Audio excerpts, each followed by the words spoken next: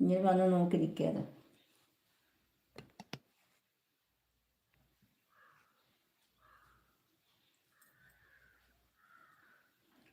ലൈവിൽ ഒരാളെ, മുകളിൽ ഒരാളെ ഉള്ളല്ലോ. ആരാണ് അവിടെ നിൽക്കുന്നത്? താഴോട്ടിറങ്ങി പോരെ, ഒറ്റയ്ക്ക് അവിടെ നിൽക്കണ്ട.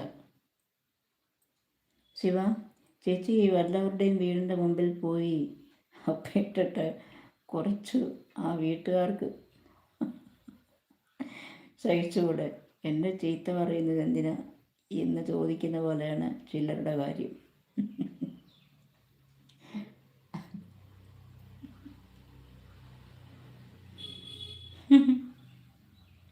എന്ത് ചെയ്യാനാ? ശിവയുടെ ഉപമ കൊള്ളാം. എല്ലാവരുടെയും വീടിന് മുമ്പിൽ ചെന്ന് അപ്പയിട്ടിട്ട് കുറച്ച് ആ വീട്ടുകാർക്ക് സഹിച്ചു.